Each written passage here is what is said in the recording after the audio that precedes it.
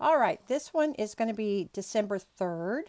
God is looking for you. And we're reading from Genesis 3 6 through 9 first today, okay? And then I'll read the chapter.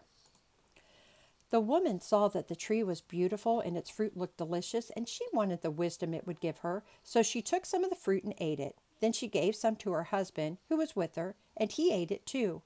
At that moment, their eyes were opened, and they suddenly felt shame at their nakedness. So they sewed fig leaves together to cover themselves. When the cool evening breezes were blowing, the man and his wife heard the Lord God walking about in the garden.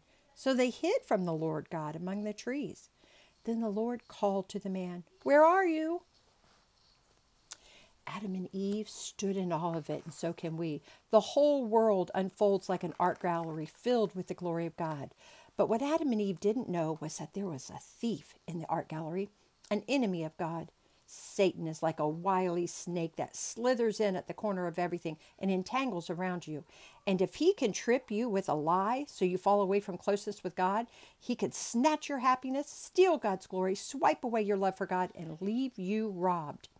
So that snake sneaked up to Eve, wrapped his own lie tight around her, and hissed his poison right into her heart. Gosh, God doesn't really love you. God doesn't really give you good enough things. God doesn't really give the gift of love all the time. Eve fell for it. She ate the fruit from that one tree God had forbidden only because he loved her, because he didn't want her to die. But Eve swallowed the fruit's juice, and the snake's lie and death began to flow slow through her veins. This is the painful loneliness that we call the fall. Adam and Eve ran and hid and fell away from the closeness of God. When you trip, you can fall and end up such a bloodied mess that you go hide. When you trip, you can fall off the path and end up lost in the long grass. Adam and Eve hid. Adam and Eve were lost. Here's a picture. So you understand what happens. They're living in the Garden of Eden, and they were never going to die. That's not what God had planned for them. But they ate from that tree of the knowledge of good and evil, which they weren't supposed to. And they did it because Satan tricked Eve. When we've fallen and when we're lost, God comes with one question. Not the question, why did you do that? Not the question, what did you do wrong? The very first God question of the Old Testament, of the whole Bible, is a love question, howling out of God's heart. Where are you? God's love never stops looking for you, trying to find you and gently draw you back close to him. Because of his unconditional, unbeatable, unfailing, unwrappable love, your God refuses to give up on you. Your God looks for you when you're lost. Your God calls out for you when you're ashamed and broken and hurting. God doesn't run down the rebel. God doesn't strike down the sinner. God doesn't flog the failure. Whenever you fall short, whenever you sin, your God whispers to you with a love that wraps around you like a gentle arm. Wherever you are, I will always find you. Whatever you've done, I will always keep looking for you until my eyes see you, till my hands of healing reach you, till I can hold you close again to my heart. No matter what the day holds, no matter how the season of your life unfolds, God holds you and enfolds you. And what was the very first question of the New Testament of the Bible?